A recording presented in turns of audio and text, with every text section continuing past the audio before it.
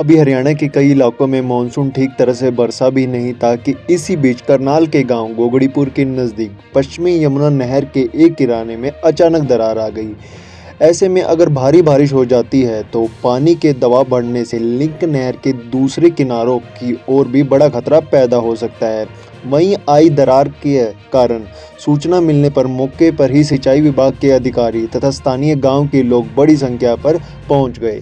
सिंचाई विभाग प्रशासन के द्वारा जेसीबी लगाकर तथा गांव के लोगों की मदद के द्वारा लिंक नहर में पड़े बड़े कटाव को रोकने के प्रयास जारी हैं। नहर के किनारे के टूटने के कारण नहर के आसपास के कई गांव और खेती की जमीन पर बड़ा खतरा पैदा हो गया है। यहीं लिंक नहर का किनारा क्षतिग्रस्त हो गया है तो निश्चित तौर पर गांव तथा खेतों को बड़ा खतरा पैदा हो सकता है। प्रशासन स्थानीय लोगों की मदद से किनारे के आसपास की मिट्टी तथा मिट्टी से भरे कट्टे लगाकर पानी के बहाव को रोकने का प्रयास लगातार किया जा रहा है। मौजूद सिंचाई विभाग के अधिकारी नवतेज सिंह ने बताया कि हथनी कुंड बैराज से भी पानी का बहाव कम करवा दिया गया है ताकि पश्चिमी यमुना नहर के किनारे के साथ साथ लिंक नहर के किनारों को टूटने से बचाया जा सके। स्थानीय लोगों का कहना है कि इसके बारे में कई दिन पहले सिंचाई विभाग के अधिकारी को जानकारी दे दी गई थी, बावजूद इसके अधिकारी ने इस पर कोई ध्यान नहीं दिया।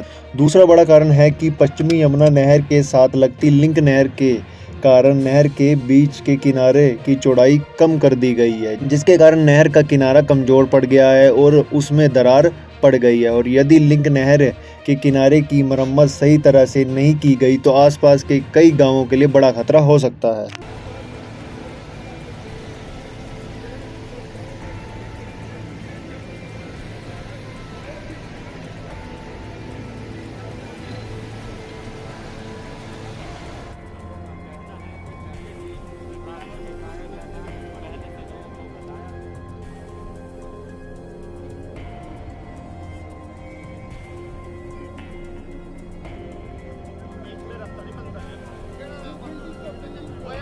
कि आबादी में पानी ज़्यादा ना जाए, क्योंकि गांव बिल्कुल नज़दीक है, तो उसके लिए भी वही सारे प्रयास किए जा रहे हैं कि वहाँ पर भी कुछ जहाँ मिट्टी की अडांस देने की ज़रूरत है वहाँ मिट्टी की अडांस देंगे।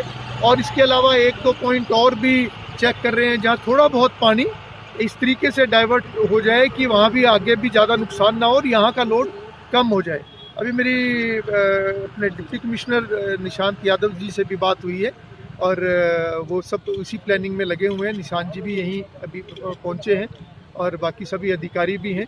तो इसमें मेनली जो फोकस रहेगा वो ये रहेगा कि जान माल का कोई नुकसान ना हो और जितना जल्दी हो सके इसको कंट्रोल किया जाए। ऐसे ही उम्मीद है कि अगले 2-3 घंटे में 3 घंटे तक ये कंट्रोल हो जाएगा। YouTube पर हमारे चैनल इनकलाब हरियाणा को सब्सक्राइब कीजिए, Facebook पर हमारे पेज इनकलाब हरियाणा को फॉलो कीजिए।